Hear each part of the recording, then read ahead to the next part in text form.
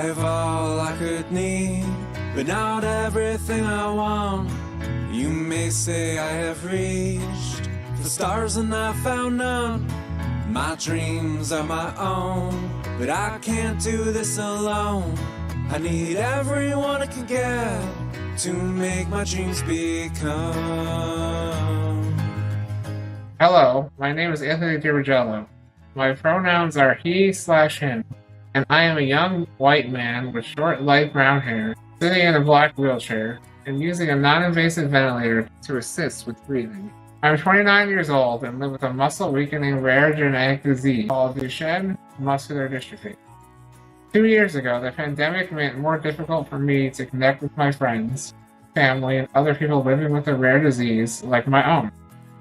I'm so grateful to have attended the One Rare Experience, a virtual rare disease conference, because that is where I met the co-founder of Our Odyssey, Seth Rotberg, at a social meetup he was hosting. I cannot put into words how it felt to talk with other young adults about what I was dealing with.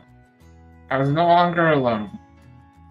I had 20 new friends, and it felt like I had known them my entire life.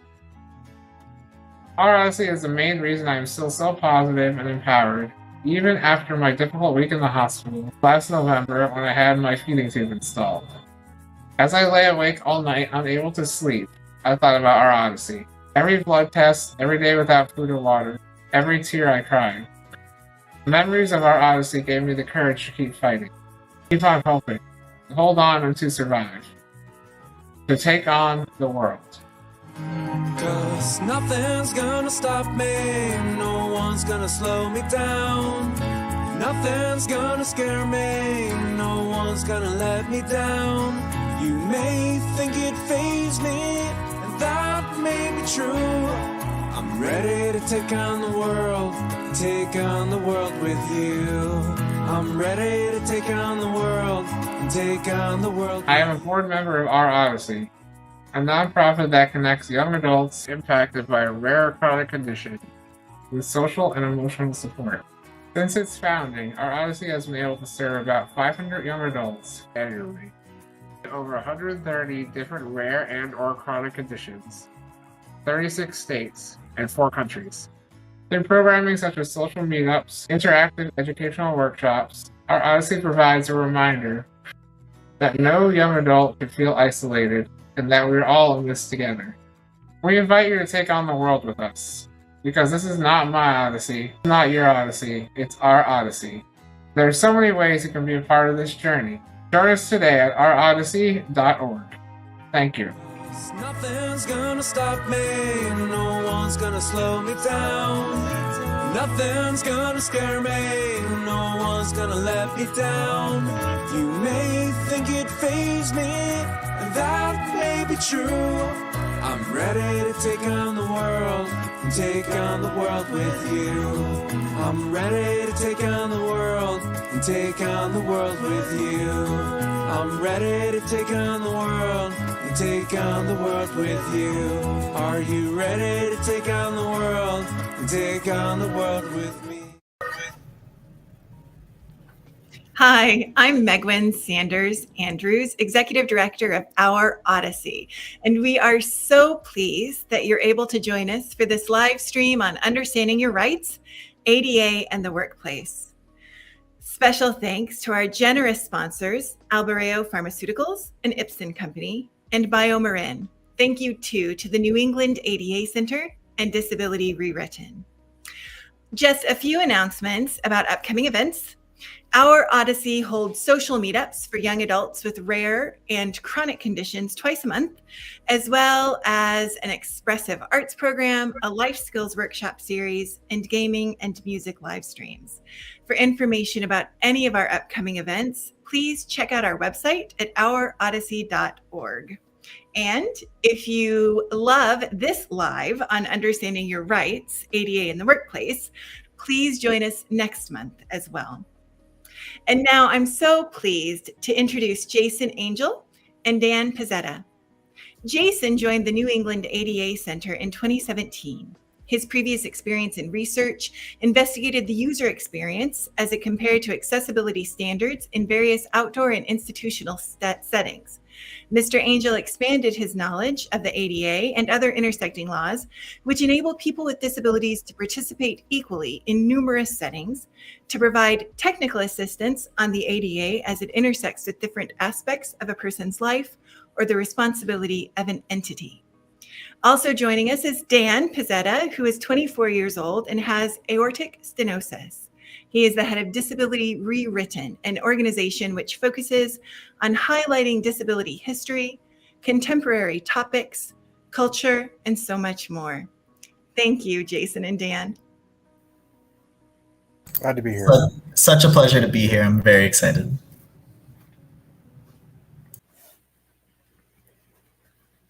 So if we'll get started, I'm going to share my screen with a PowerPoint that I prepared for today's presentation.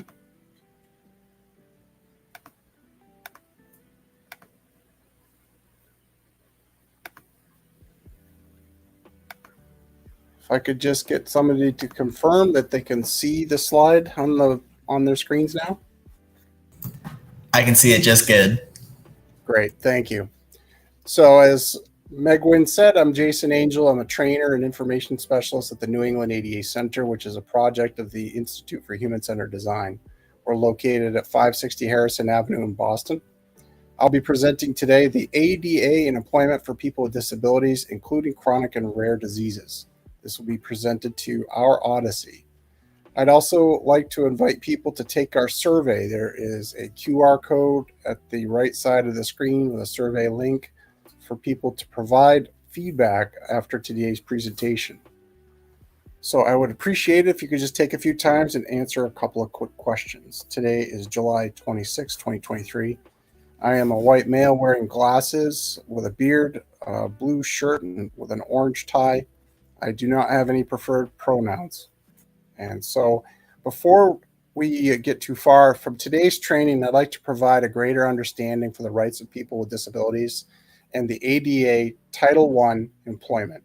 So my hope is that after today's webinar, you can go forward as advocates for yourself and what you need, and you'll understand for fair and equal employment. And so before I dig in too far, I'd also like to give a little bit of background on our organization. New England ADA Center is one of 10 regional centers across the United States. We provide information and guidance, training, and research on the ADA so an individual will understand what their rights are, or an entity understands what their obligations are under the law. We are not an enforcement agency. We do not do compliance checks. We are educators. All of our regions are connected by a single toll-free 800 number, which is 800-949-4232. So no matter where you are in the country and you call us, your number will get connected to the regional center nearest you. So if you have a Maine 207 area code and you are living in California now, you'll get the New England ADA Center. But we can provide the numbers to the region that may best serve you. And then don't forget, the ADA is a national law, so any one of our 10 regional centers should be able to help you. We are grant funded for a 5-year grant by the Health and Human Services through the National Institute on Disability Independent Living Rehabilitation Research, and that is through the Administration for Community Living. As I mentioned just a minute ago, we are a project of the Institute for Human-Centered Design. It's a 44-year-old international education and design nonprofit dedicated to the role in design and social equity across the spectrum of ability, age, culture, gender, and economic status. So the New England ADA Center has been a project with IHCD since 1996. We have relocated in Boston from our previous location near the TD Garden. We are now near the SoWa Arts District at 560 Harrison Avenue. And if you're ever in Boston, feel free to give us a call and schedule a time to meet up. For today's training, I'd like to provide a greater understanding of rights for people with disabilities. And we'll do this by looking at an ADA overview, and then that'll lead into a definition of disability, and then the different stages of employment and what can be asked at those different stages. I'll go into what a reasonable accommodation is, essential job functions, performance and conduct standards, what confidentiality means for when people disclose they have a disability. And finally, I'll wrap up on a short section about alcohol addiction and the illegal use of drugs. Now, my goal is for people to feel more comfortable working through the application or reasonable accommodation process for people with disabilities so that they can go forward with gainful employment. Now, prior to the ADA, the Section 504 of the Rehabilitation Act prohibited discrimination by federal agencies in any program receiving federal funds. That was the precursor that led to the ADA, which prohibits discrimination based on disability in any public or private places, regardless of the funding. So some of the basics of that is you do not discriminate against people with disabilities. You provide equal opportunity for people with disabilities to participate in the most integrated setting possible. Coincidentally, it was signed July 26, 1990, the month after I was injured in a car accident that resulted in my complete spinal cord injury. I didn't realize it then, but I was lucky to have federal protection against discrimination. But even more importantly to my life, it provided a set of design standards that made for better access and inclusive environments.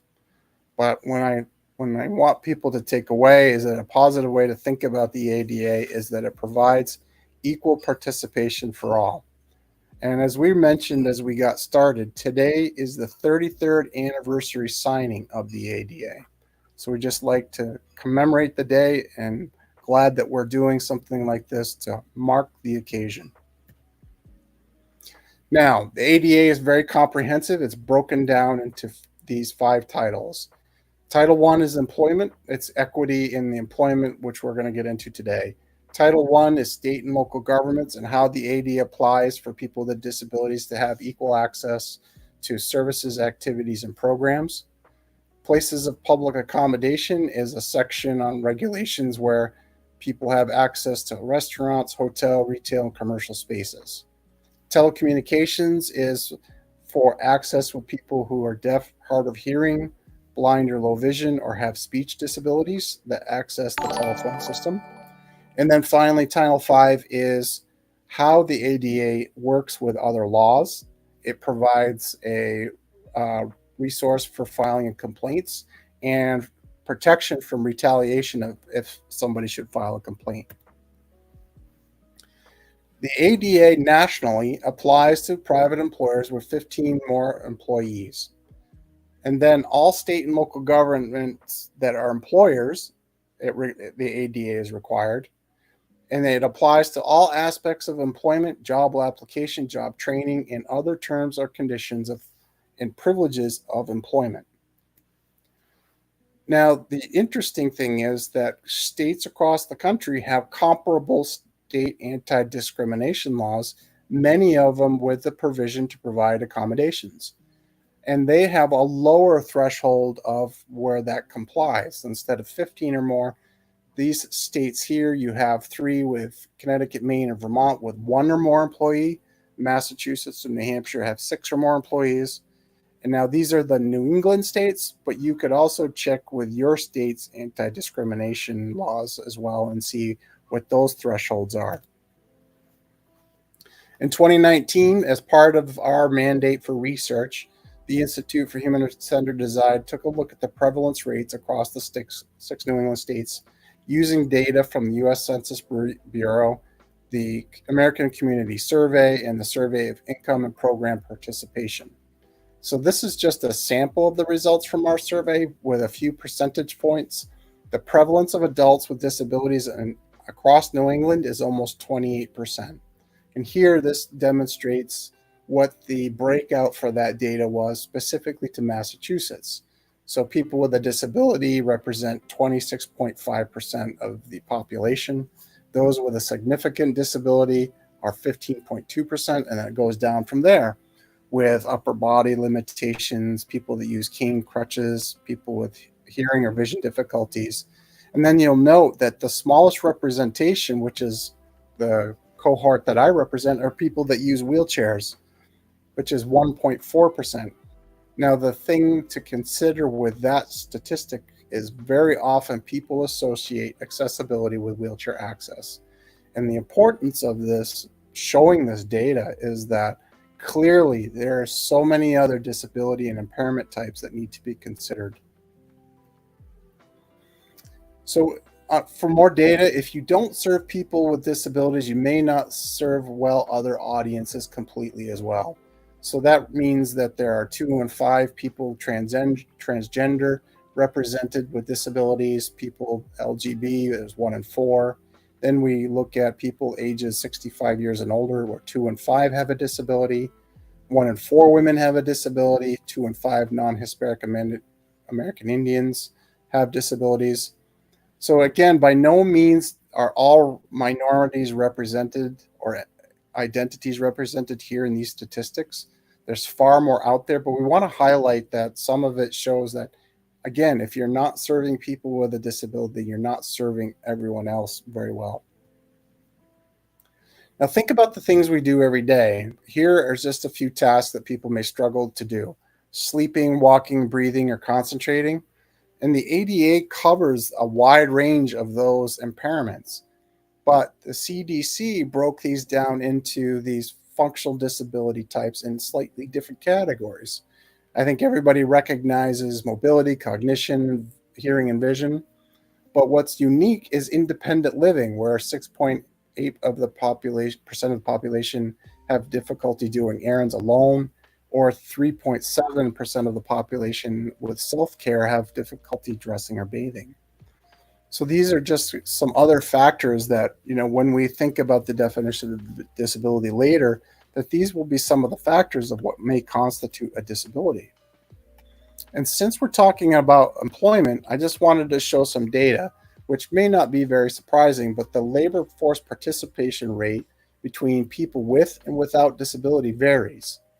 So people with disabilities are employed at a rate of 40.2%, where that opposition is almost doubled for people without a disability, is hired at 77.3%.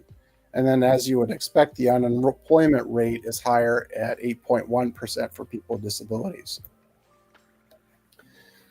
Now, this is kind of leading to, when I was first paralyzed, it was one of those things. I'm learning how to live this new life, and it was about a transition.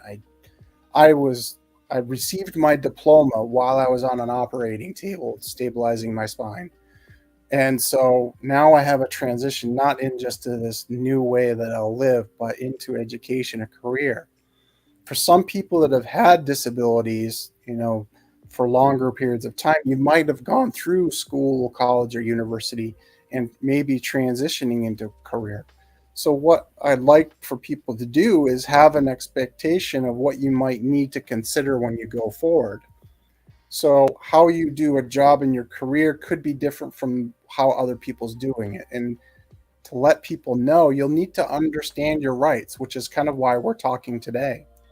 At some point, you'll need to own your own voice and be your own self-advocate, so that prior to this, you had, say, maybe a 504 plan, an IEP, or some ADA plan when you were in high school or college.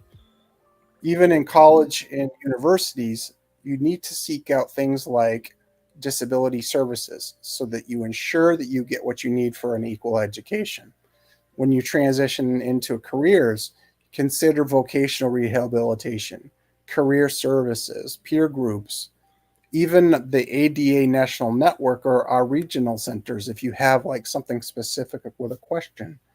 And then another valuable resource is the Job Accommodation Network, so that you may get to a point where some of the biggest barriers you'll encounter is another person that doesn't understand their obligation. So if you understand your rights, own your voice, and seek out these services, you'll be able to kind of build against that barrier and hopefully be able to proceed with your career. Now, just so we understand, the intent of the ADA is that it enables qualified people with disabilities to compete in the workplace. When I say qualified, that's a person that meets the requirements, education, and experience for a position. There's the expectation that that person hired will be able to do the job, but consider that how the person performs that job may be different from how it was done or how other people have previously had done it. I've kind of talked about this before, but we're getting at the definition of disability. And from what I understand, I'm talking to an audience of people with disabilities, but we also want to start with a foundation. And the foundation is this definition broken down into 3 sections. A physical or mental impairment that substantially limits one or more major life activities. A record of an impairment are regarded as having such an impairment. So a major life activity could be my inability to walk. Having a record of an impairment could be that a person had an impairment but does not currently. So maybe somebody that had cancer, but now it's in remission. Or regarded as, where somebody was wrongly identified as being disabled because of a perceived impairment. Now, Congress wanted a broad coverage with the ADA, so this definition helps more people identify for those protections. And one of the things they did to make it easy for people to identify is make the comparison, or how do you measure substantial limitations, by just simply how does that compare to most people. So if it takes me, or if I can't walk a mile and it takes somebody else the normal amount of time to walk a mile, I easily identify.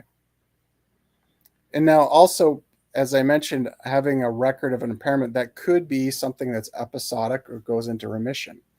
So those impairments that go into remission or episodic are considered disabilities if they substantially limit a major life activity when active. So some examples of that could be bipolar disorder, post-traumatic stress, or some symptoms of chronic diseases. Major life activities, and I know this might seem like a repeat, but just to make sure that we're covering all our bases, is that it's physical, mental, major bodily system, and rare chronic conditions. So in 2008, Congress rewrote the definition of disability to include bodily systems like functions of the immune system, normal cell growth, digestive, bowel, bladder, neurological, brain, respiratory systems, because prior to that, the definition was being interpreted narrowly to being like sensory or mobility impairments. And so they really wanted to get ahead of any kind of limitations like that. So we need to understand that a majority of these are non-apparent disabilities, and that still it might be somebody that's protected under the ADA.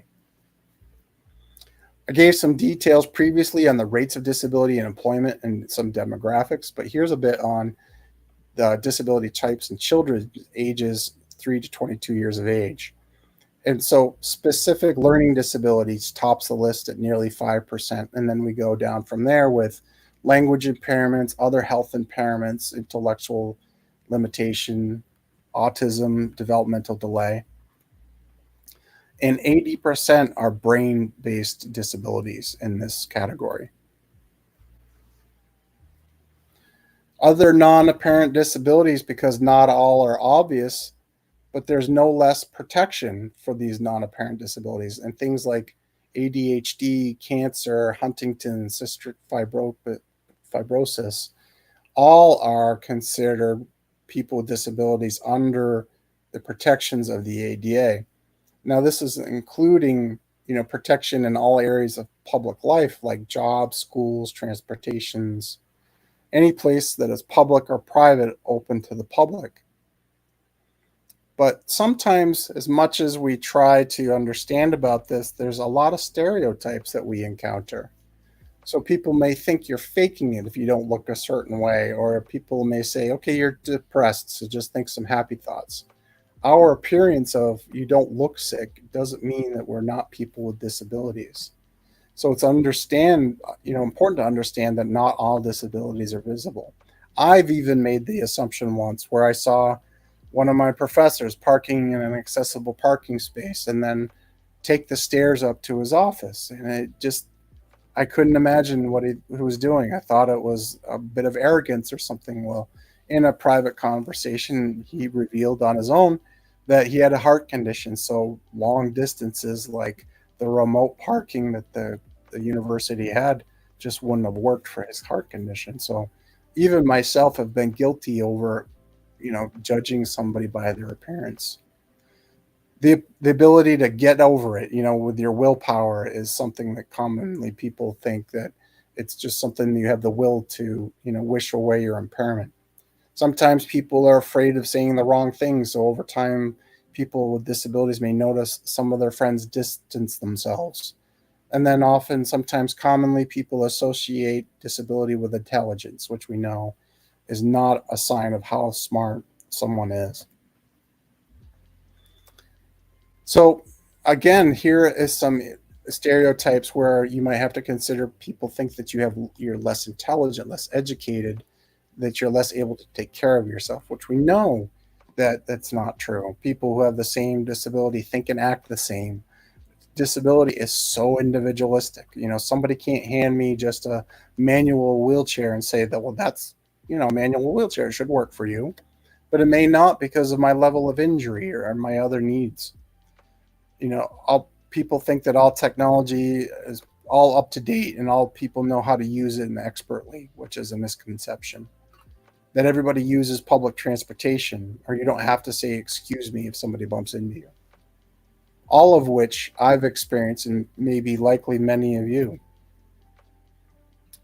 Another stereotype as it relates to employment, and this is important, that commonly people think that the expense of providing an accommodation is going to be considerably costly.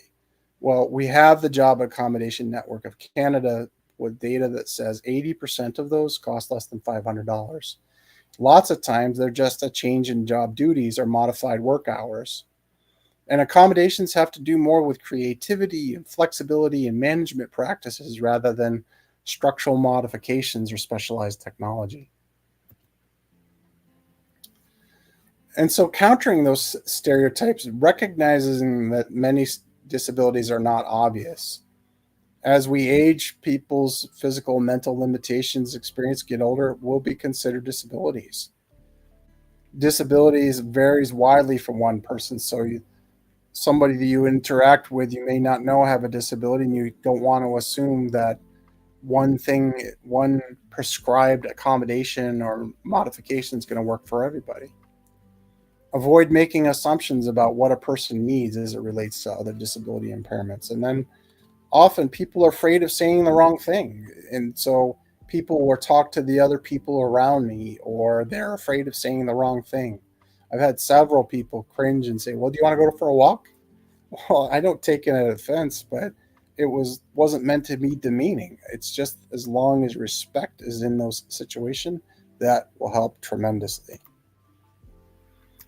Now, that is the end of kind of an overview and the definition, and I'm about to go into the different stages of employment. But were there any questions that came up in the chat along the way? Dan? There were no questions right now, so we can continue moving forward. If anyone has any questions at any point, whether it is about the first half or the second half that we're going to be moving on to, please feel free to do so. And then at the end of this part, we're going to go into questions that were asked by people pre-event. I'll pass it back to you. Thank you. So true or false, a person with a disability is required to discuss their disability and request accommodations during a job interview. If you have the capability and would like to participate, please enter a response in the chat.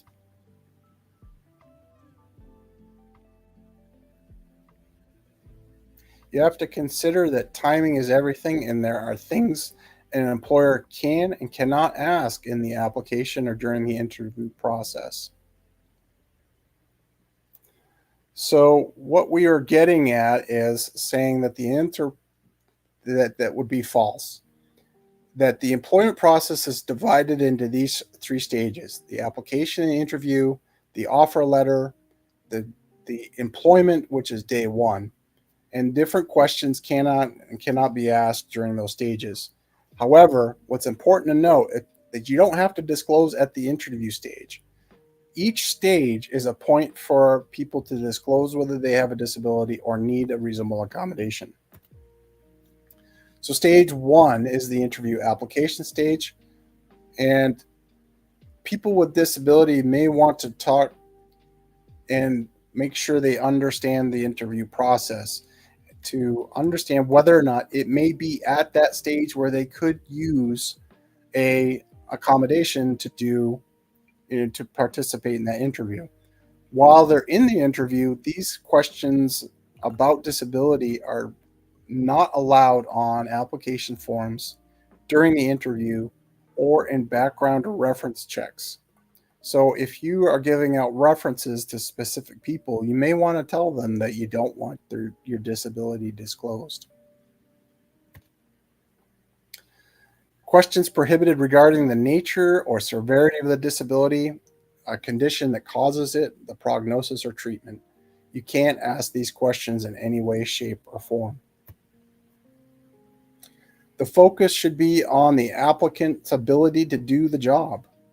So an employer has the right to make sure they're getting the right candidate, and the applicant needs to be able to do their job. They're a qualified candidate, right? If there is any questions, though, you can ask a person with a disability to describe how they would do those tasks, and then also perhaps even demonstrate doing those tasks. As far as interview questions, generally employers have to ask all applicants the same set of questions. Describe or demonstrate how you would perform a task. However, if they have a reasonable belief that a person with a disability won't be able to perform a task, the employer can ask the person to demonstrate how they would perform that task, even if they don't ask that of other candidates. But the belief has to be based more than on assumptions or stereotypes. So an employer may ask about a reasonable accommodation, again, if it would reasonably believe that person would need an accommodation. And what is that reasonable belief? Well, it is somebody obviously has a disability. An applicant has a non-apparent disability that they have voluntarily disclosed, or they've disclosed they have a disability because they wanted a reasonable accommodation to do the job. Now, in an instance like me, if I was approaching a new position in an office filled with standing desks, my disability would be obvious and my accommodation need would be obvious for a lower desk. I know that's really simplistic, but I like to draw at least some example. So an applicant discloses they have diabetes. The employer may ask about the reasonable accommodations, such as whether or not they'll need a break to test their glucose levels, how often, how many breaks those may be, and how long those breaks may be. The employer cannot ask questions about the medical condition itself. It's okay to have ability testing to do job functions. So when we think of things like running, lifting, standing, these are all acceptable as long as they are considered for all applicants. They are not at this stage allowed to have medical exams.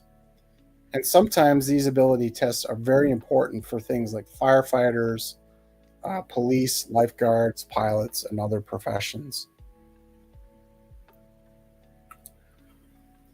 So for the pre-offer, say there's attendance questions on the application or during the interview, the employer has the right to know that a person will show up for work and ask the applicant if they can meet those attendance requirements and those of the previous employers.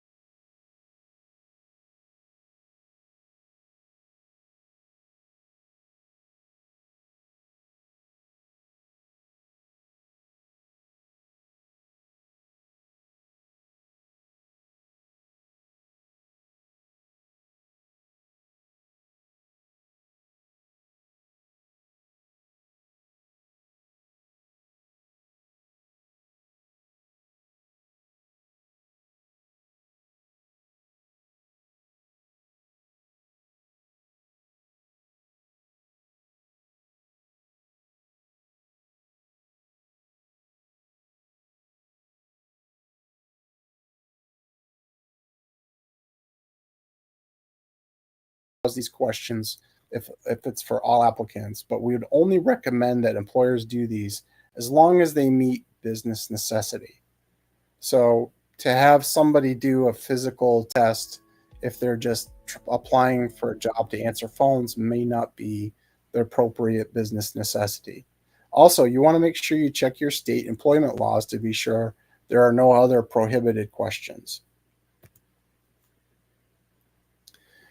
Now, sometimes a candidate might not be able to perform all the essential job functions. So if an employer rescinds an offer, it must be for the reasons of safety or because they cannot do that job. And so in the very rare cases an offer was withdrawn, it can't just be because the employer discovers that the person has a disability or medical condition. It has to be job related and consistent with business necessity. And then you need to ask whether or not there's an accommodation that would support that person in those tasks or address the issue or mitigate the safety concern, for them to be considered a candidate before that offer is rescinded. So now we have the individual starts a new job. This is day one.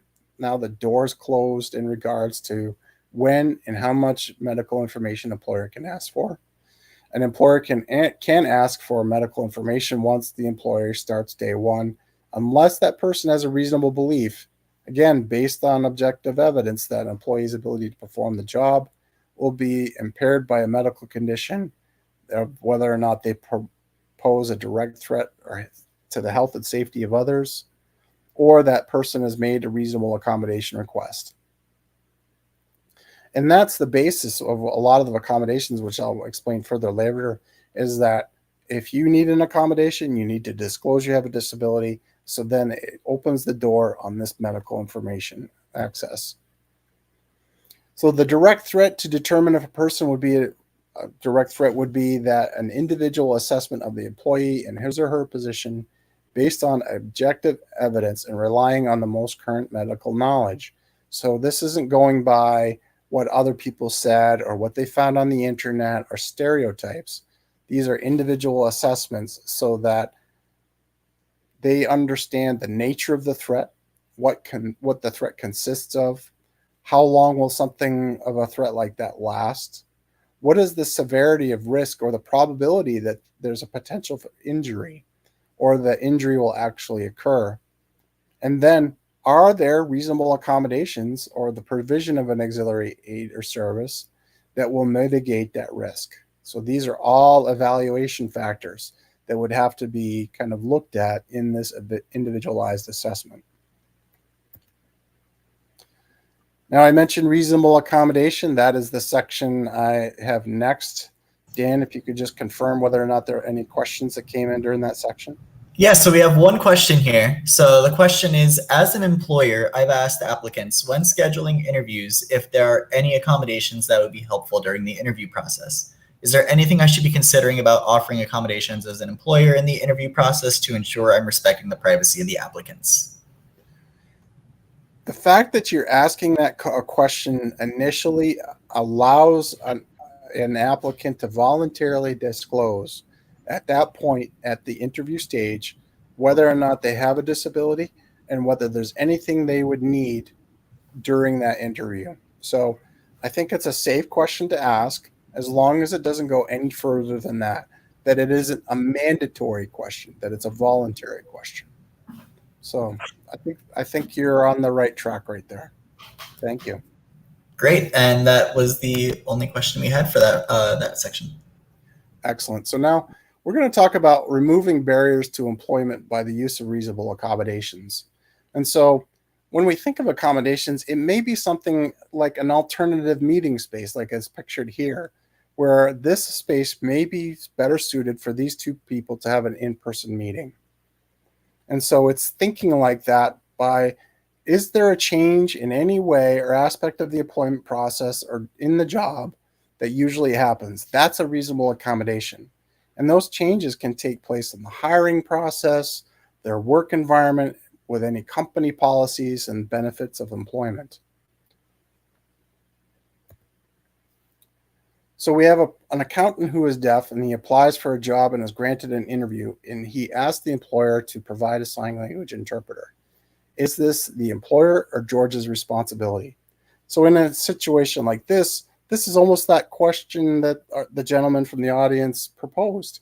This, this person's disclosed ahead of time that they have a disability, but now the employer is responsible for providing that accommodation. And in this case, it would be a sign language interpreter.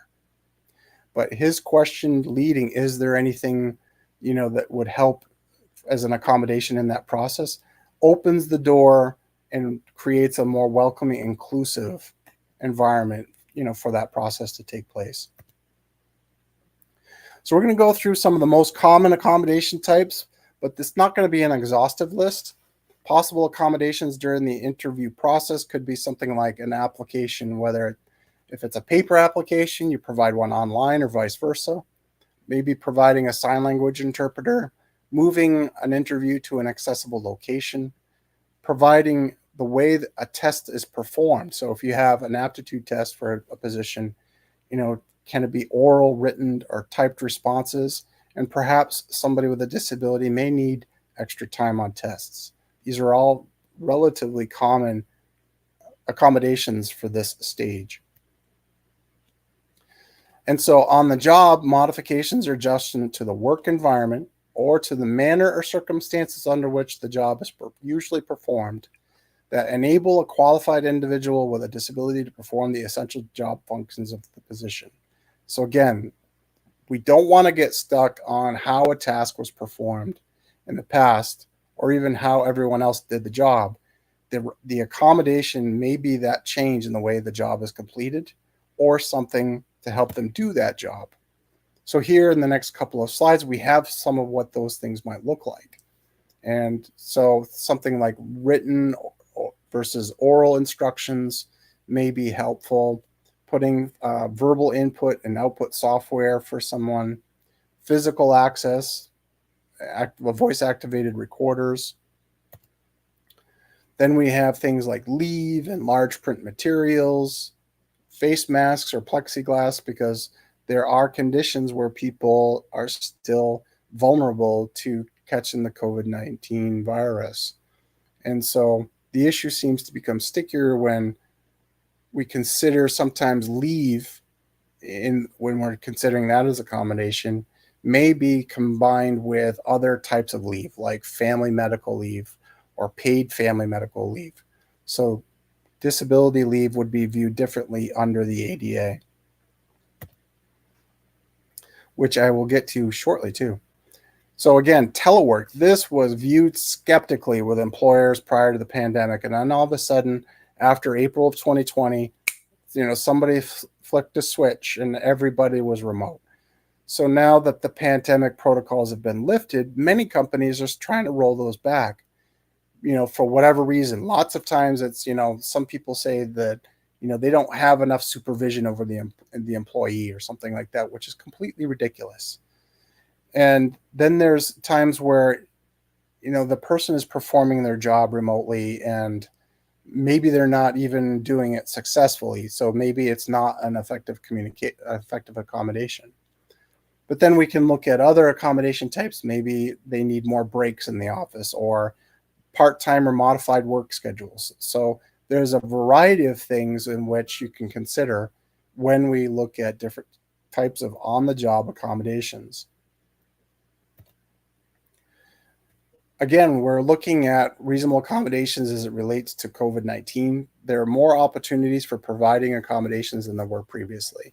So that could be, continuing to the remote work as continuing at home, considering a temporary job restructuring of marginal job duties, transfer to a different position that could be done remote. If there is a requirement for a person's position to be done in the office, then there could be things done on site, providing face masks, using plexiglass and other barriers to ensure distances, designated one-way aisles. And I realize that, people think the pandemic's over and we don't have to do that anymore, but the EEOC has weighed in on this. So they've seen that it's been the end of the public health emergency, which is a very important hallmark. And so the EOC updated their guidance on this. And this will help employers and employees understand how the ADA continue to protect people with disabilities from employment discrimination. And so by doing that, they're looking at the screening procedures again. You can ask people about their symptoms if it meets business necessity.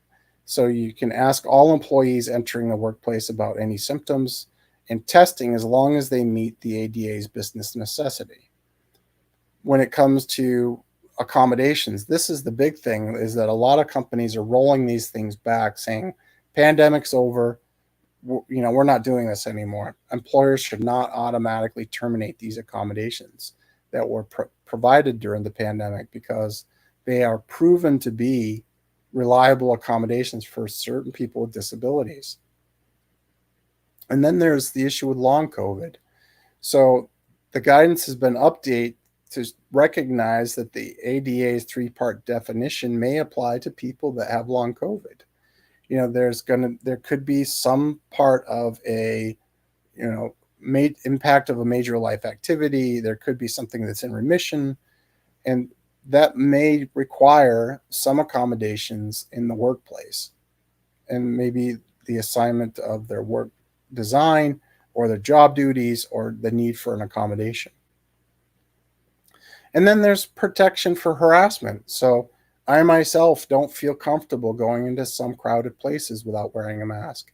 And if it was work, then I would expect my employer to protect me from prohibit any kind of harassment by other employees if I should be wearing a mask, or ask others to do so.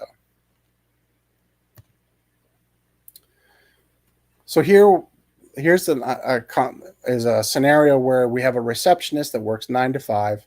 They have a kidney disease, and the doctor says they need to start dialysis.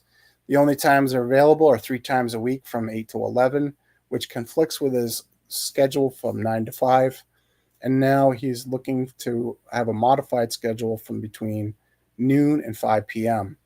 So when we think about what the employer's options is we want to ask, are there any other receptionists that could cover that time? Does the company employ part-time receptionists? Are there other laws that may come into play with the situation, like state laws? Are there union obligations? Could the Family Medical Leave Act be part of this? And then, has the company ever changed this full-time position to part-time for other reasons?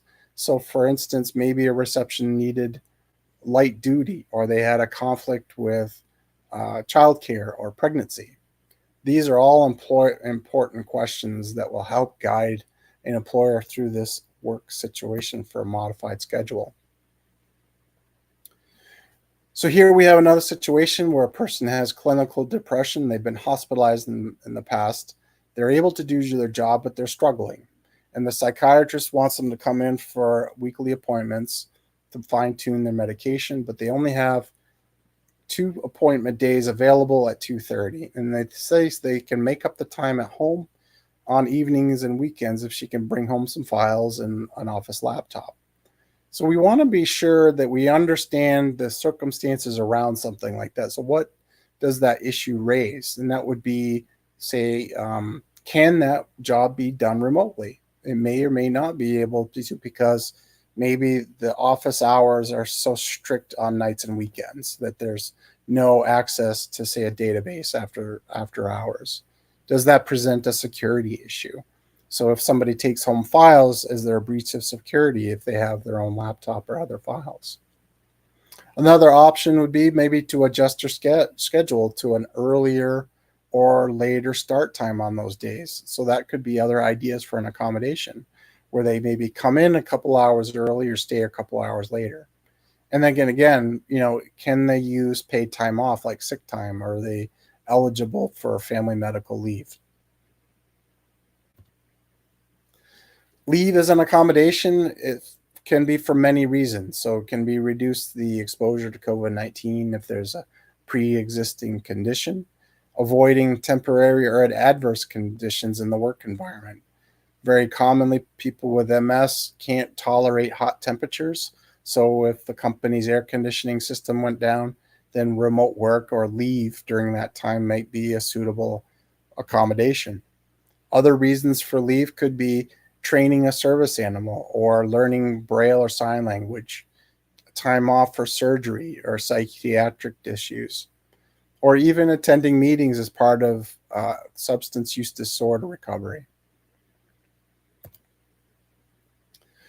Assignment as an accommodation: if an employee with a disability can no longer perform the essential job functions, so the reasons the job exists, you need to be sure that there are other accommodations that could be considered first. And one of the things that, if you've been through all accommodations, we then would consider something we call the accommodation of last resort.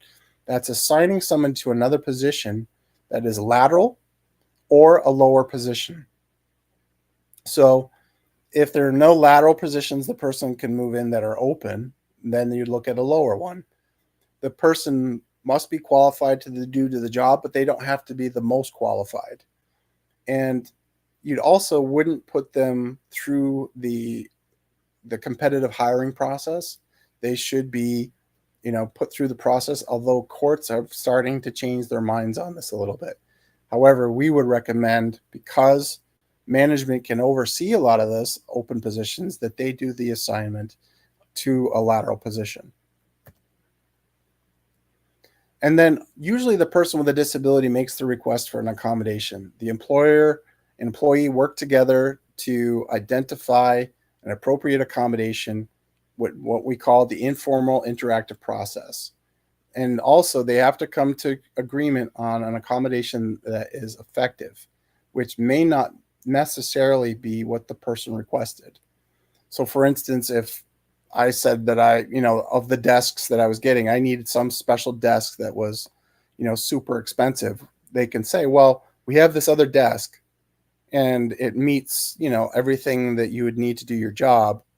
That could be just as effective. I would need to try that. But it's this process of making an accommodation request where we express that we might be experiencing an issue with doing our job, and we need something to help us do that. And we can do that by using plain language. We don't have to use legalese or say that the ADA requires that I have a reasonable accommodation. It can be something as simple as, I need something, for me to keep up with the work that I'm doing. Some may have limited or no knowledge of the ADA, so it's going to be important that an employer pick up on something where they say, or somebody reveals to them, I need 6 weeks off to get treatment for a back problem, or I'm having trouble getting to work starting time because of my medical treatments that I go under. These requests are done verbally, but then HR or supervisor needs to recognize them as reasonable accommodation requests. And if you can see here, neither one of these have buzzwords like ADA or reasonable accommodation or things of that nature. When is an accommodation needed? What limitations is the employee experiencing? So these are some things to think about. How do these limitations affect the job performance?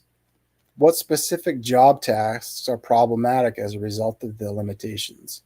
And what accommodations would reduce or eliminate these problems? This is the core of a reasonable accommodation, is trying to figure out what the impediment is and figuring out what to do to get past that so that the person can meet the expectations of that position.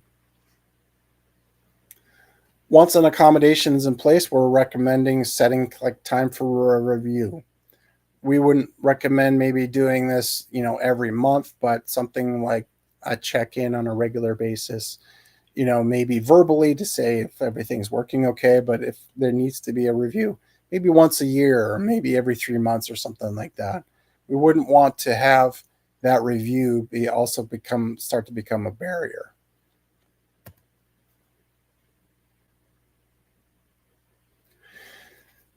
So a lot of times an employer may be afraid that, well, if we do this accommodation, then other employees will want to ask for it as well. that cannot be a factor when considering providing an accommodation. Each accommodation request needs to be an individual assessment of a person's disability, their need and request for that accommodation, and an employer's resources for that situation. And so this needs to be done on a case-by-case basis.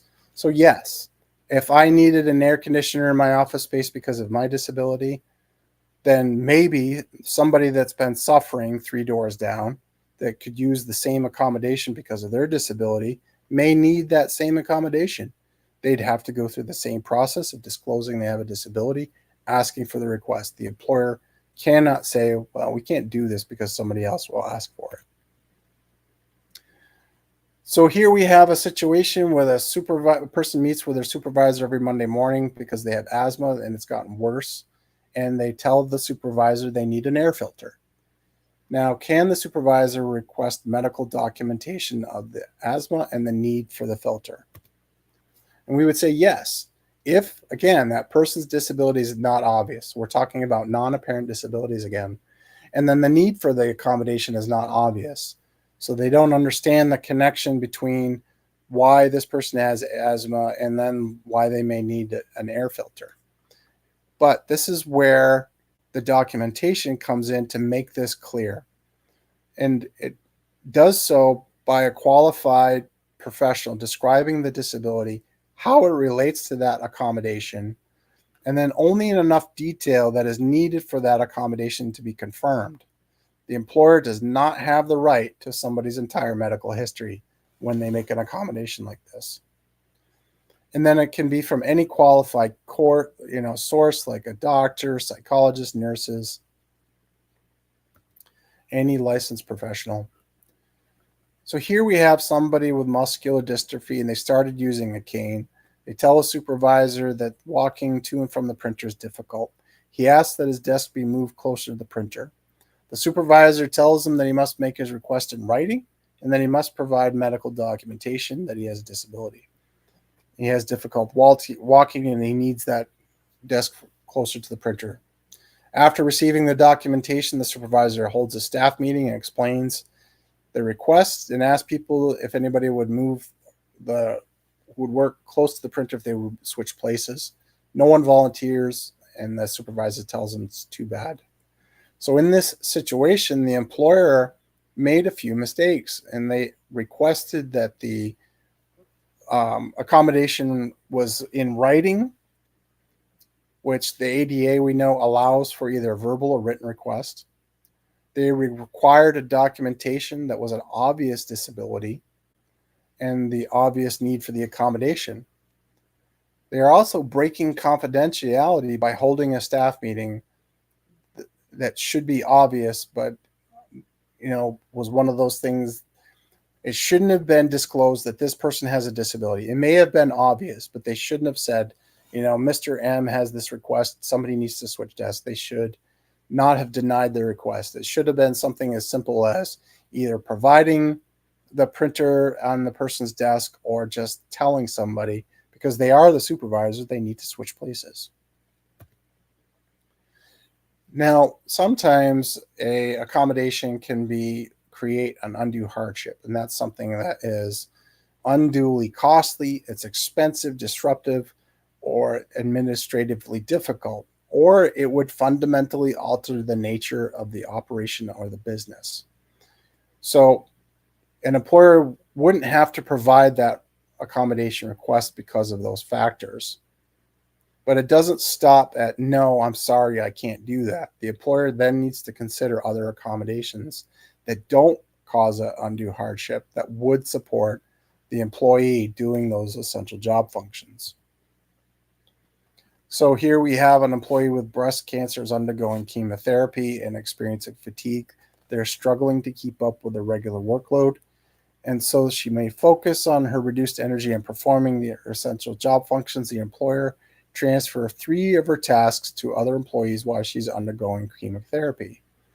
In transferring the tasks to other employees, you will have to consider what should the employer think about in determining whether it's an undue hardship. So the employer would consider, well, how many other people do I have that can pick up the workload? And will that still allow them to do their jobs in a timely manner? And then does the absorption of those duties have little or no effect on their ability to do their own assignments? And then if those factors don't seem to play into things, then they can't really show that that's a significant disruption to its operation. So there's no undue hardship. So you know how we talk about many hands make the work quicker? Well, sometimes the impact of one set of hands dropping off, people picking up the workload isn't such a burden. And so they couldn't make a claim like that in a situation like we've just outlined. Now, there's nothing like a top 10 list to make some points clear. So number 10, many people are covered under the ADA. They can make accommodation requests in plain language, which can be both in writing, but the employer cannot ignore a verbal request. Employers may require documentation if a disability or the need for the accommodation is not obvious. They need to be engaged in the informal interactive process. There's been a lot of cases out there where one party or another will drop out of that conversation about providing an accommodation.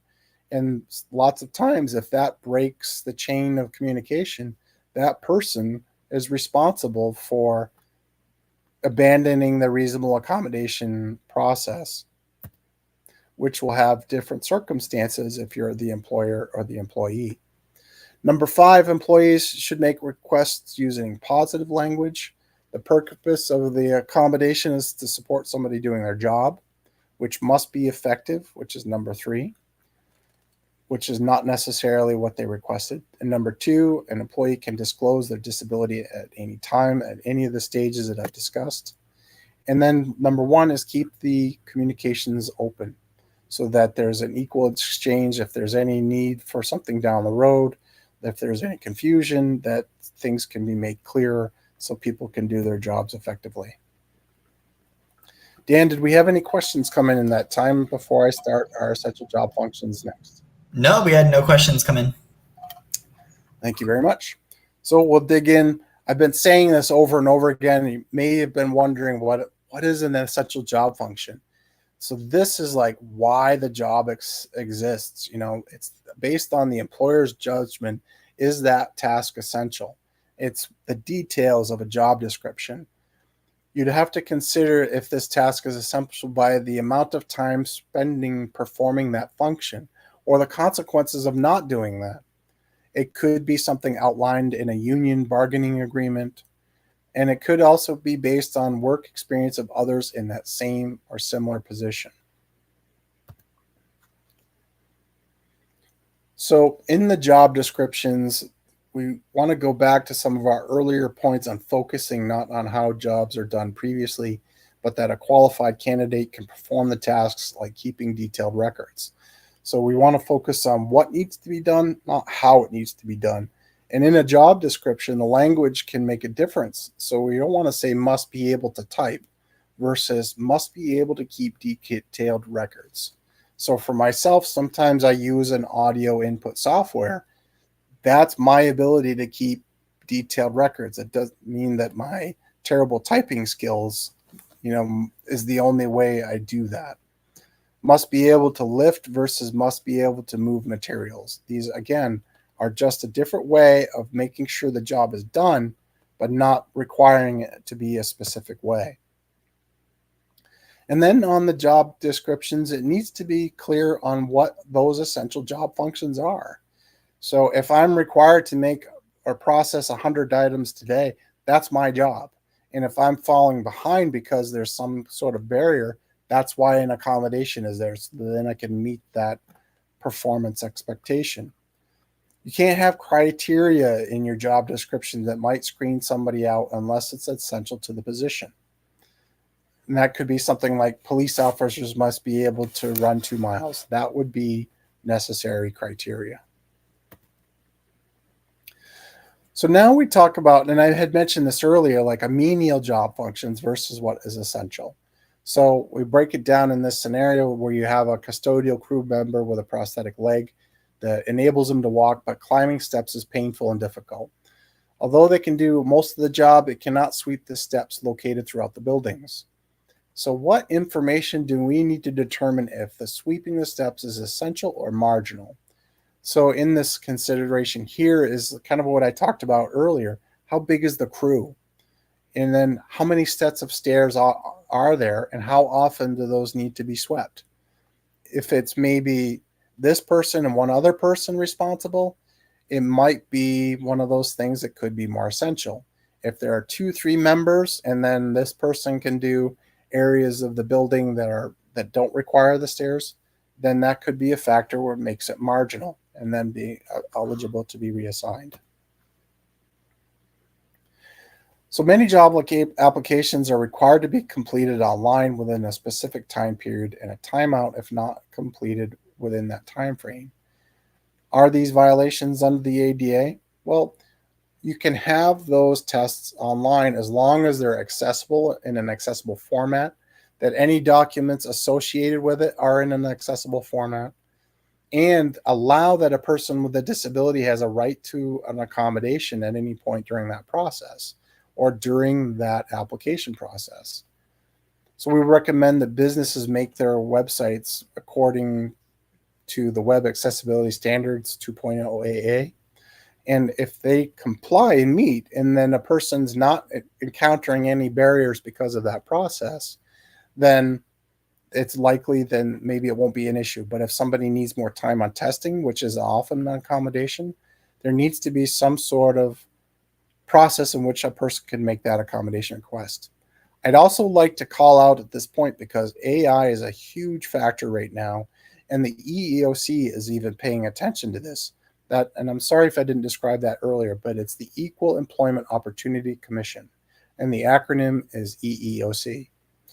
But they have noted that lots of companies are using an AI tool to screen applications, and we want to make sure employers are careful that their tools aren't inadvertently screening out qualified candidates that have disabilities. So then we have another scenario about job performance, where you have a programmer with ADHD that's missed some deadlines and requires that somebody else finishes their work. They've not kept up on any changes in the software. They've misinterpreted problems that they should have known about. None of the time that they've had their job did they request an accommodation. Her supervisor places them on a performance and improvement plan, but they didn't improve and they were terminated. So in a situation, we'd wonder, well, is that termination justified? Commonly, we get calls like this where somebody's performance, they weren't able to keep up, and all of a sudden they find themselves terminated, and they say, well, I have a disability. Well, that may be, but if they didn't disclose that, they didn't ask for an accommodation to do that job, then the employer doesn't know about it, and there's no expectation that they would know about it unless they disclosed it. And so they would treat this employee like any other employee and put it through their process the way they did, which unfortunately resulted in termination.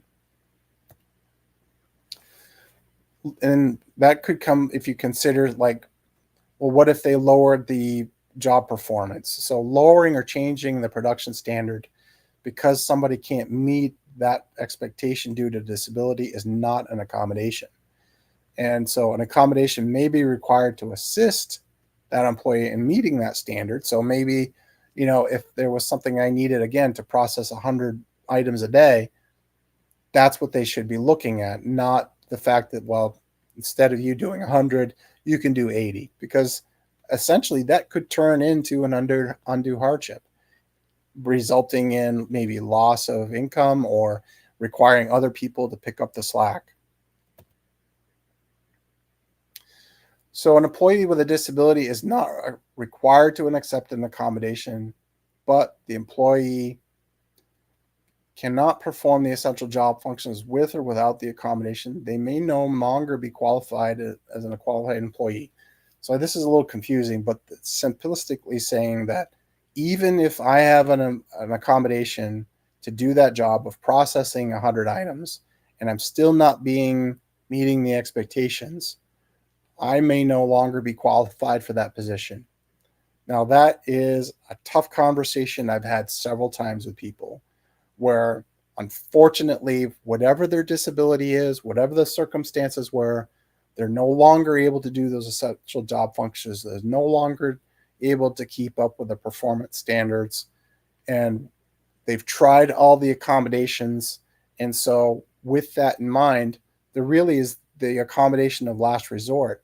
And sometimes companies don't have open positions or lower positions to transfer people. And then all of a sudden, they're no longer qualified, which could possibly lead to termination. So here's a different kind of scenario. We have a person that talks to himself, but he does not make threats or use inappropriate language. They don't interact with customers or work near other coworkers, and their conversations do not affect his performance. Some coworkers complain to the manager. The manager tells him to stop talking to himself, but he explains that he has a psychiatric disability and does not mean to be disruptive. He can't control the behavior. He's got medical documentation that explains that. The manager transfers the person to a night shift where they work in relative isolation and have less opportunity for advancement, saying that the behavior is disruptive. So in a case like this, what would we think of the transfer? We would think of it as a violation of the ADA. The conduct exists on a continuum. We must allow for some variability in behavior. But if the conduct rule is job related and consistent with business necessity and other employees are held to the same standards, the ADA doesn't protect employees from the consequences of violating that conduct. And so even when the conduct is caused by the disability. So there may be some circumstances where this behavior, because of the disability, isn't appropriate and other employees are held to the same standards of conduct, then that could be the problem. But for them to do this move, this transfer, isn't appropriate because there should be an allowance. And if it's not disruptive, if it's just making people uncomfortable, then it's not right that they made that move. It's discrimination. Next, we'll talk about the confidentiality of medical information and documentation. So we go out, we say we have an accommodation, we provide the documentation. What do they do with it? Well, employers and unions must keep that confidential information separate in locked files apart from the other personnel files. So it shouldn't be kept with normal HR records, so that if somebody has to go into your file for something, they're not going to see your medical documentation. And then that applies to, well, who can see the documentation you do have? So we're only talking about supervisors and managers informed only about the work restrictions and the necessary accommodations. Also, only those that need to know should know. Could be first aid and safety personnel in case there's some sort of emergency or evacuation protocols. We're wrapping up near the end and we'll be in conversation soon, but I have one last short section. Dan, were there any questions that came in during that time? No questions. You can finish off this last part. You've been doing great. Great, thank you. So this is an important aspect that has long been overlooked in the ADA and addiction recovery worlds. And I know that it may not apply to all the audience here, but I'd like to make sure that we touch upon this because it has been long overlooked.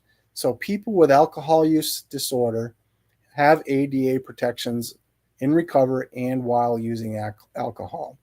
The ADA treats alcohol use disorder and substance use disorder differently.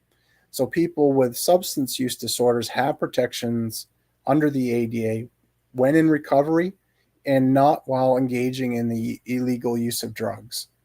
So what would be how do we define illegal use? And that could mean using drugs such as heroin, cocaine, use of legal drugs such as opiates, but a person has no prescriptions for such opiates or has a fraudulent prescription, or maybe is taking more than prescribed.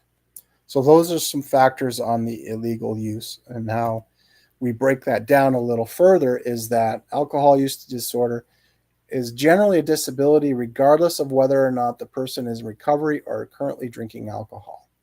The addiction must substantially limit a major life activity like learning, working, or sleeping or thinking. And it's generally disability as long as it meets a portion of that definition of disability. So casual use of alcohol is not covered. And it's important to recognize that nearly 30% of the US population has experienced alcohol use disorder at some point in their lives. And again, casual use is not protected under the ADA. Now, when we think about people with substance use disorder, that is a person who has ADA protections when the person is in recovery and no longer engaged in the illegal use of drugs. And that recovery means that they are in recovery from a substance use disorder and they have ceased engagement in the current illegal use of drugs. They could be participating in a supervised rehabilitation program, or they have been successfully rehabilitated. So they must meet some aspect of this definition of recovery to receive the protections of the ADA. So a person in recovery has ADA protections such as reasonable accommodations, which could be accommodations including a modified work schedule so an employee can go to a meeting to pick up their medication for opioid use disorder, which we also called abbreviate to MOUD, which you may have seen in different places, or take a leave of absence from their job to seek treatment. Now, the important aspect to that treatment portion is that getting the support they need must be communicated and taken before the employee should illegally engage in the use of drugs again. And then finally, the last slide here is cannabis, whether it's medical or not, in all of its form is illegal under the federal law. So cannabis, because it's a classified substance, is still illegal on the books as far as the federal ADA Act is concerned. That even includes when it's used to treat a medical condition or you have a medical card or certificate or prescription. Now, we all know how a lot of this has been rolled back. There's recreational use in lots of states, and medical cannabis use is legal in most states. So you can check your state law. But if it comes down to it, it's not sanctioned under the ADA. Now, I've mentioned some of these before, but again, these are some resources that you can take with you and consider when you get into certain situations and you need more information. So a lot of the accommodation talk that I did today comes from different topics that Job Accommodation Network covers. And then the ADA National Network has several fact sheets about different types of employment, different conditions, substance use disorder and employment, and then other situations like state and local governments. So they are a fountain of resource as far as how the ADA applies to different situations. You can take our ADA online employment course, which will give you an overview, a lot of what I've discussed today. You can find that at learn.newenglandada.org.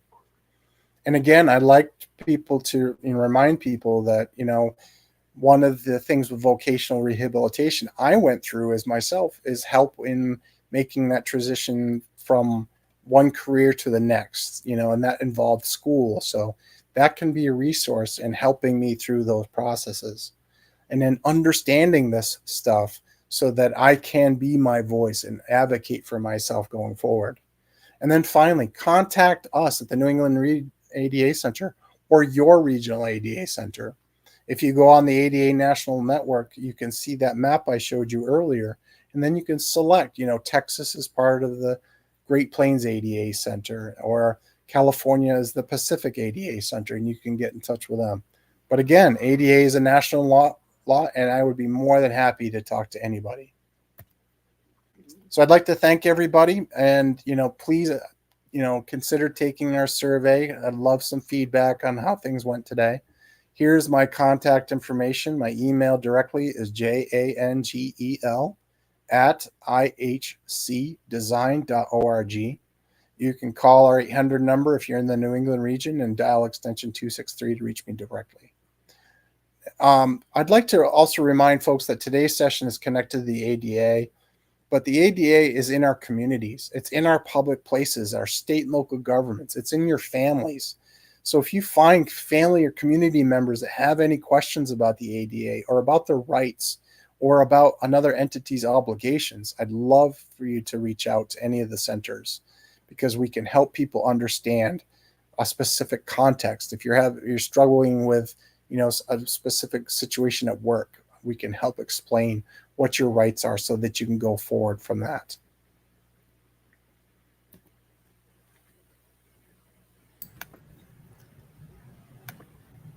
Great. That was an absolutely amazing presentation, Jason. I want to thank you for all of that. It was so informative, so wonderful. And now this is a good time where we could do some questions that were sent. I want to thank all of the people that saw the posts and sent me DMs or contacted me about any questions they may have had for this presentation. And I'm excited to be able to share them now, so that way they can be answered whether you are watching right now or watching later on in the playback of this live stream.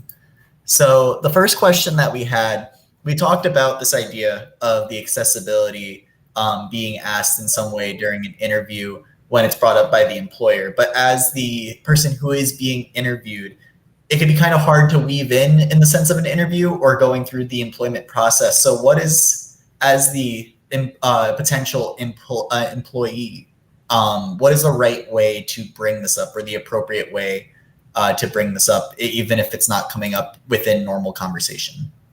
Sure.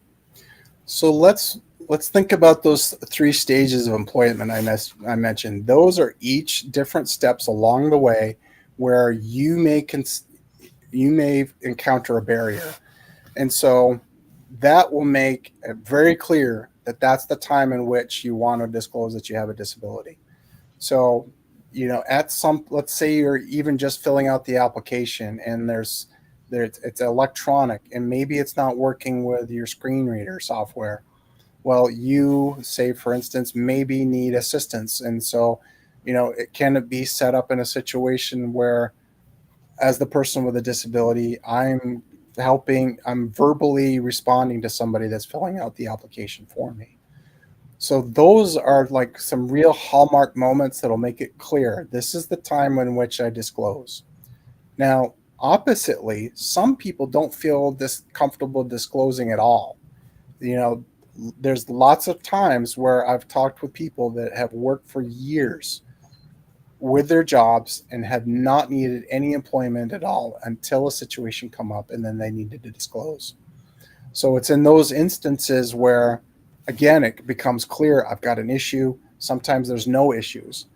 Sometimes there's just no easy way to make that transition in a conversation. And it really is up to the person. So, there's a real fear in how somebody might encounter a person with a disability. So when I roll up, into a job interview, there's no hiding that I have a disability. And I know in academics that some people will not disclose they have a disability for fear of the way their work will be interpreted, or maybe any sort of retaliation. And those are real factors, and can be real factors with some employers. So again, it's whenever you're comfortable with doing it. So if it's something that you want to disclose at early stages so that you can build the relationship in and around that and how you would be the best candidate in spite of whatever limitations you have, to still make it clear you're the qualified candidate for that position, then that's what you're comfortable with. That was a wonderful response. And kind of pivoting off of that, there's that idea, like you had mentioned throughout the entire talk and just this most recent question, that idea of a qualified individual with a disability.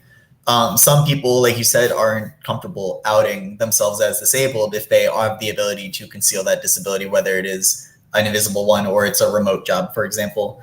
But some people who are voluntarily disclosing themselves or are very apparently disabled feel that they are a qualified individual and they ended up not getting the position. Some people can feel that they are having this, that they were discriminated against based on their disability, even if it's not outright said. So, what would you say is the process that someone should go through if they felt they were discriminated against, in terms of both like compiling the evidence or ways that they can move forward in other avenues or junctions in that regard? Great question. So I think, it's going to be very situational, right? So from one incident by one person is not going to be the same as another. And it's just because of the nature of the disability, the positions. But sometimes the company or the employer may say something that seems a little off. And I'm not saying you have to try to catch somebody, in a fabrication or, in something like that. But if there's clear points at which something they said doesn't align with who they hired for a position, or, they've said one thing but acted a different way, that could be grounds in which you would want to make documentation. You want to take notes. This person said something like this on this date. And then when you feel like it may or may not be something that can be investigated, right? So either through your state human rights commission, or the EEOC has an electronic portal in which a person can begin a complaint. But either of those two, you can start a complaint of discrimination, where you'd have the details of the job position, the job posting, your qualifications, the fact that the employer or the interviewer said something like this, but then contradicted themselves with with another person they hired. I'm not saying also this next part is what I would recommend either, but I've heard other instances where a friend of a person with a disability will apply for the same job and have the same qualifications, and then maybe discover that there were some discrepancies between what the person with a disability was told and the person without a disability was told, and those could be factors in which would support a claim of discrimination. I have to say that very often discrimination in employment comes down to an employer not understanding their obligations to provide an accommodation. That's because I think this idea of this not being hired at these early stages is difficult, because it's difficult to prove. But if there were enough context around it, there might be enough for an investigation. So I don't have much encouragement in this field, because it is really tough to try to prove sometimes this is what they said, this is how they acted. Yeah, I think that was a perfect response in that sense of, yeah, it can be very situational. And like you said, it is tough having that idea of that balance of knowing when to disclose, or if you did disclose it, that back fear of not knowing if you were not hired because of that, or it was based solely on your qualifications. And that kind of goes into that one comment that you made earlier, just a second ago, about the idea of a lot of people don't understand, don't know, a lot of employers don't know what they're doing is an ADA violation. So this question is actually very interesting, because there's this idea of like, how do you confront an ADA violation as an employee to your employer, regardless of you're the one being impacted, or if you are someone who just knows these things and there is a disabled employee that is facing these violations and facing the consequences or impacts of those. Sure. So to be clear, to file a complaint of a discrimination, it has to be by the person experiencing the person with the disability experiencing that discrimination. So I can't file a complaint of discrimination for my coworker who's disabled. So that part, is I just wanted to make sure that that was clear. Now, the next factor to that would be that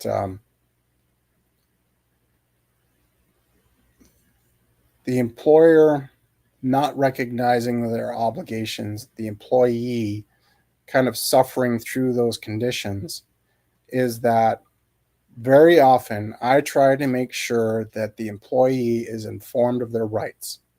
So the employee with a disability understands that they have a right to a reasonable accommodation as long as it doesn't create an undue hardship, which isn't difficult to administer, or expensive, or a fundamental alteration.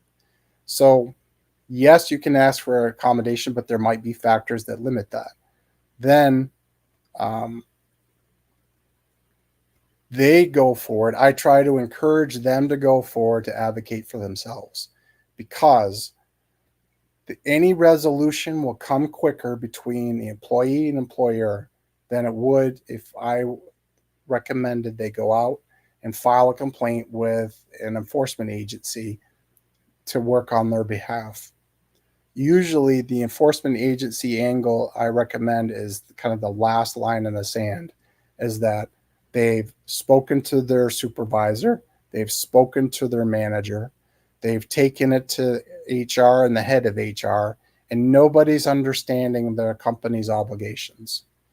Very much I tell people to take it up the chain of command so that maybe somebody higher up recognizes that the people below them don't understand the obligations under the ADA, which is quite possible, because lots of times ground level or lower level management people don't understand or have not been trained on the rights and responsibilities under the ADA. Once a person has kind of exhausted those avenues, or it's become clear that employer's not going to budge, then that's when I said, okay, I hope you've taken notes, written everything down, and maybe it's time now that you consider filing a complaint with an enforcement agency.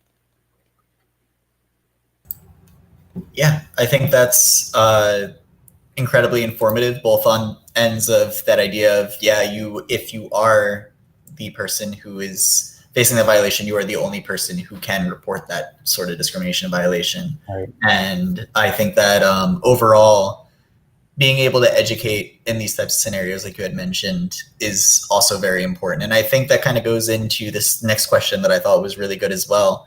Well, let me just add, if I could, is that if you're that other person, if you're not the person with the disability, you be that person to inform them they have these rights as a person with a disability. Give them our number, give them the links to the Job Accommodation Network. Help them learn, and be able to begin to self-advocate for themselves. And then should it come to a point where they need to file a complaint, you can be a witness. You can add to their complaint as, a witness to the behaviors that they experienced. Great. And then we have a question now in the chat before I pivot to the next question that I had gotten. This one is by LJB90. They ask, if you disclose you have a disability during a job interview, can an employer choose not to hire you because of your disability, or is that considered discrimination and going against the ADA? Yes, that would be considered discrimination. If you disclose you have a disability, very often, like we spoke about earlier, it's because you want an accommodation at some point, either on the job or in the interview stage or something like that. So it's at those points why you would disclose. If they make an active decision to say, I'm not hiring you because of a disability, then that would be something that's pretty clear cut. That would be a violation of the ADA. You'd have solid grounds in which to file a complaint with either a state's Human Rights Commission or the EEOC. Great. That was a wonderful question. And always feel free, everyone else that is here, to send in your questions. We still have a lot of time.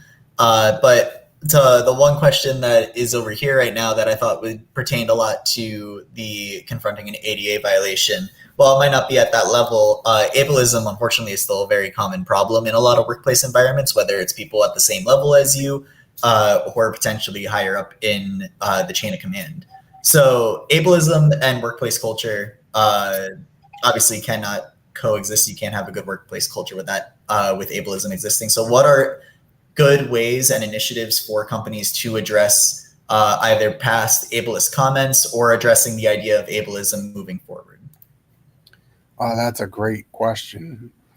I'm not sure that I have a solid answer because it varies so widely, again, from one place to another.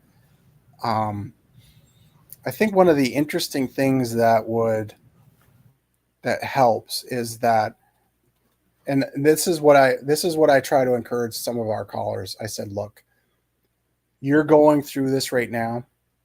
This is a deeply a deep situation where you're experiencing this discrimination because of the ableist attitudes that you have.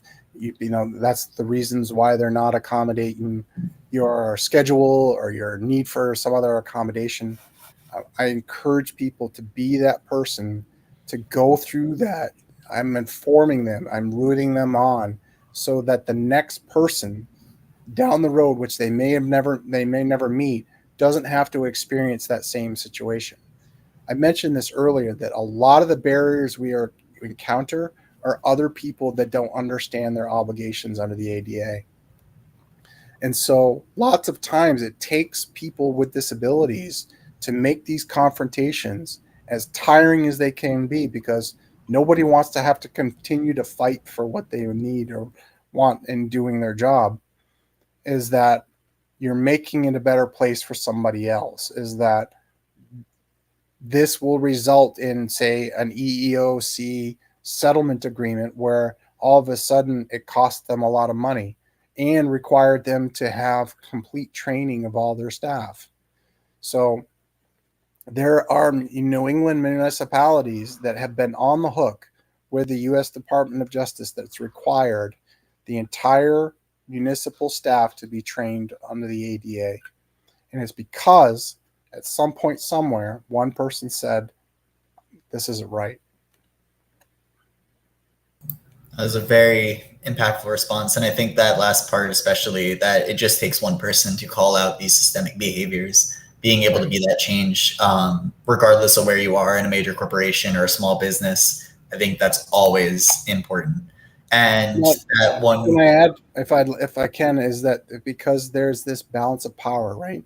You have a person that's an employee who does not have the power. You are trading the time of your time, this amount of time in your life, for money, and that the employer knows that you need this money to keep living. So there's a power dynamic.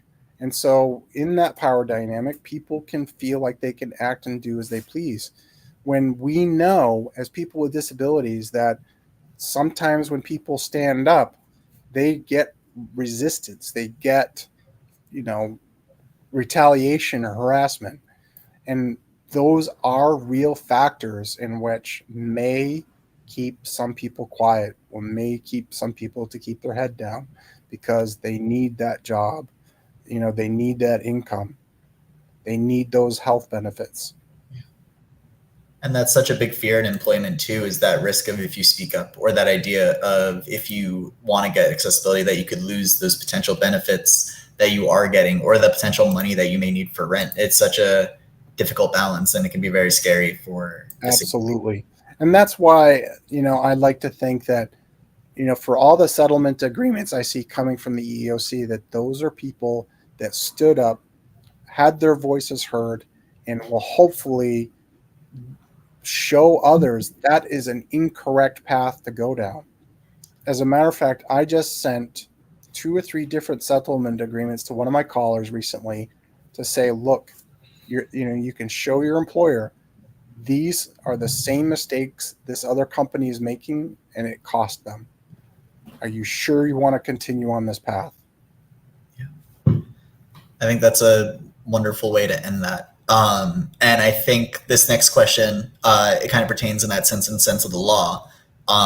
This was sent in, and it asked, are there any court cases at this time, or concepts of court cases that are coming up that could strip parts of the ADA concerning the workplace? Because that is something that has become very prevalent lately. We've seen the stripping of other rights from other marginalized groups, such as affirmative action, such as the right to abortion. So this concept of our rights as disabled people being stripped away in some way can be very prevalent.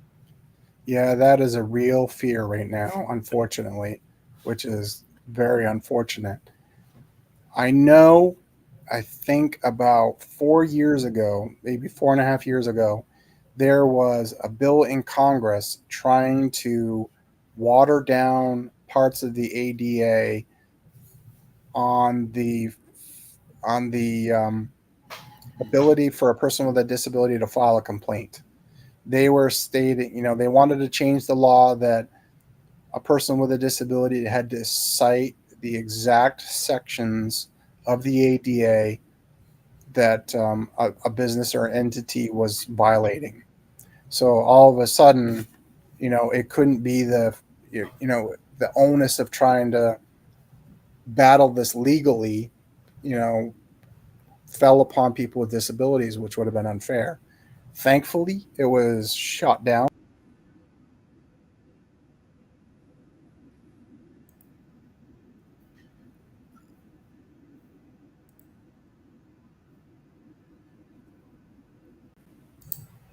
Oh, you're back. Okay, thanks. So I don't know if I got cut off there, but there are some portions I don't think there's anything out there now as far as affecting, the employment situation. I know there is a case about to go in front of the Supreme Court where a person had been a serial um, uh, person that filed complaints about discriminations, but they weren't a disability, didn't have a disability, and they weren't staying at some of the places. They were acting as like a secret shopper. Yes, I read about that case. It's concerning. The woman was reporting about these violations about hotels, but she was not actually attending those hotels. I don't remember if she was disabled or not, and I think it's the question of can you file these even if you are not going to be a customer at these places? Right, absolutely. So it's those unfortunate incidences where if that cracks the wrong direction, that it could turn into a gaping hole, unfortunately, as we've seen with the stripping of other civil rights. Yeah. On the opposite end of this question, there is also the other side that if there is one thing that is kind of a two-parter in the sense of if you could add anything to further enhance the ADA's protections and rights in the workplace, what could you do? And then are there any realistic pieces of legislation that is on the table to further enhance these types of protections? Good question. So I put out like a monthly newsletter type of thing based on ADA updates, and many of them focus on ADA specific kind of changes which happen in specific states or with different companies, and and some of them relate to employment, but to strengthen, I think a lot of what will strengthen the different parts of the ADA is if we get, say, maybe some revisions down the road that would kind of clarify some gray areas that are in the ADA that could use maybe some sharper definitions. I know in the design standards, sometimes, they've got sections with pay telephones still in there and how they're required. So the ADA is kind of frozen in time since the last amendments, where I think there's an opportunity to make improvements for, the rise in technology that's taken place in that time.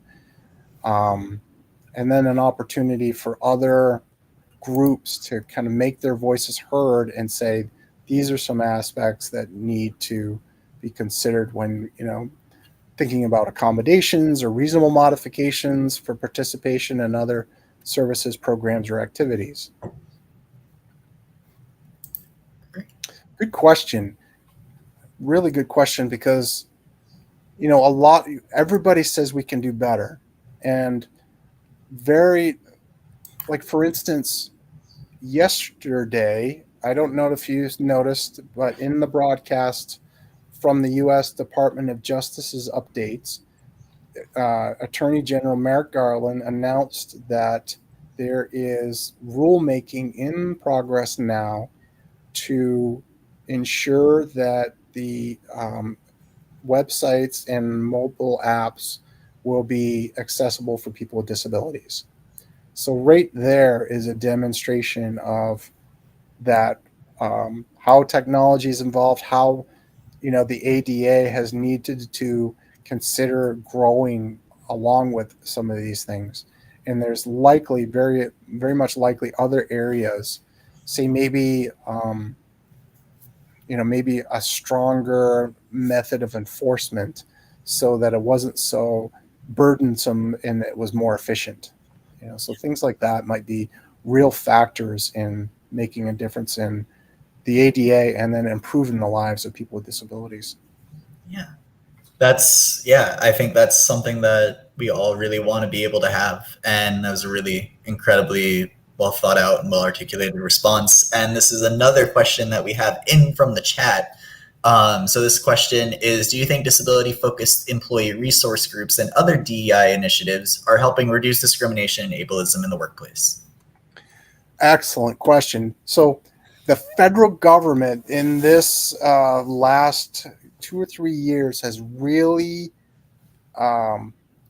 created a mandate that entities focus on DEI, and so that's disability, equity, and inclusion, policies within organizations. So the New England ADA centers and other disability advocate groups are arguing for the inclusion of the letter A into that. So DEIA, disability, equity, inclusion, and accessibility. And so we want that I think the popular consensus now is that this is a step in the right direction. When we think about the origins of like civil rights or the Section 504, as I mentioned earlier in the presentation, 504 was a mandate that you do not discriminate against people with disabilities in public buildings or for any entities receiving federal funds. This, I think, DEI initiative coming from, say, the Health and Human Services from the national government, and these mandates, those are going to be some of the same drivers that will make improvements down the road. So I think it's definitely a good thing. I think it also needs to be the I needs to be more inclusive to include the A of accessibility. I think that's something that never really considered in that regard as well. That whole, I always have seen in like DEI conversations that disability kind of gets put to the wayside unless you are someone who's prominently trying to push it as an employee. That's something that I've experienced in my time as an employee going through DEI training. Right. So I think kind of having that would really enhance and really allow these programs to discuss that type of conversation that a lot of DEI programs potentially are missing. And one of the key factors to that is who's sitting around those tables, right? Yes. So we're looking for the diverse populations, people of color, Native Americans, any portion of a representative group around that table. But we also want to make sure that people with disabilities are included at that table as well, so that they're all kind of working together on that same message. Yes. So I believe we have one more question. All the others that were sent were either answered by your great presentation and this last one here. There was a part in your talk that talked about the idea of worsening conditions, or say, for example, you are an employee that has already gotten reasonable accommodations. They are aware of your disability. It's been going well. But then you are someone that either your condition is getting worse or a new condition comes up and you may need changes. A lot of people may fear that coming out about this can potentially affect their employment in some way, or it could put them in an awkward situation in sense of like they may be getting more accommodations and potentially stigmatize them from the rest of the people or isolate them from the rest of the workers. So what is the best way to kind of approach your boss, for example, if you are someone who is having a worsening condition or an additional condition added? Right. So as we age, and even myself, my abilities are and will change further. So if there's an aspect of my job that because of my disability I'm no longer able to do, I want to be upfront about that. I want to be clear before it comes to a point where I've not met the expectations of this position all of a sudden, and it's become at me in a disciplinary way. So if you're a person, in a position you've already received accommodations, very likely there's already a pretty good communication going on from that previous from those previous interactions or requests for accommodations. Nurture that. If you've got an ally in HR or in a supervisor, nurture that relationship and be open. There is that risk, if we open and share too much, that there may be stigmatizations, there may be repercussions. But if you trust a relationship, you'd like to be able to trust, you could share that information. And I've heard a lot of companies really willing to go above and beyond what the ADA requires to ensure that they retain a worker. I can't remember, I had a call maybe 2 months ago where a company, said, yeah, this person's invaluable. We're going to make something work. It was one of those factors that was just, okay, they're prepared to exceed whatever it is that minimally may be required by the ADA. That's amazing. Yeah. And I think, like you said, that idea of being open and honest, it can be hard to have that ability. But if they see the value in you and they have that idea of who you are, the type of worker you are, the type of person you are, they will try and make the situation the best situation it can be for everyone. And I think that's an excellent point too, because look at the labor market the way it is currently, where good workers are hard to find. I believe there's a lot of employers that recognize the value in retaining employees and maybe going a little bit beyond, to make sure they're keeping that talent. Maybe they can't do this portion of the job anymore. Maybe that's a menial job tax they can put onto somebody else, but they're able to keep this person going in the core essential job functions of that position. Yeah. And there's that, again, that trust. There is, as well as I, in different employment situations, what the communication is between employer and employee. If it's good, it's good. And sometimes it's tough to have those tough conversations to say, look, this is an issue. I need accommodation, and we'll see how it goes. Definitely. Yeah. And I think that's the best way to end this entire time. We had so many wonderful questions, both from my wonderful community at Disability Rewritten, from the chat. Jason, it was so great to have you here and talk about all of these wonderful things. And I'm honored to be able to have this time with you. And I'm excited for people who are coming here for the first time, if they didn't see the live stream when it was live. It was so great to have you all here on the playback. I don't know if there's any closing remarks that you would have, or if Megwin has anything that she wants to add. But I would just like to thank as well for the time that you've provided today. I mean, these are important situations as it relates to people with all sorts of different types of disabilities, and that each of us are protected by the ADA. Today's a significant day because it's the 30th anniversary of the ADA, and conversations like this is important. This transfer of knowledge, of understanding what your rights are under the ADA, so that you can go forward and advocate for yourself or others. And again, I'd like to encourage people, if you've been through the presentation, to feel free to call that 800 number or email me. I'd be happy to help you with any situation you had around questions in the ADA. Yeah, and I think that's a really great way to end with that idea of like, it has been 33 years that this has passed. It's not too long ago. I'm grateful that it's been around my whole life, and I know a lot of people in the disabled community that grew up and they didn't have this privilege and they didn't have this. And there are so many rights that we have to continue fighting for. And this is just the beginning, and we can do it all together. So from my understanding, our Odyssey has a video that they're going to play at the end. So with that, I believe this will be the end for us. And I want to, again, thank everyone that was a part of setting this up, and for all of the audience for being here. It was such a pleasure and an honor to Thank you. have this event. I'm ready to take on the world and take on the world with you. Are you ready to take on the world and take on the world with me? I am ready to take on the world. I am ready to take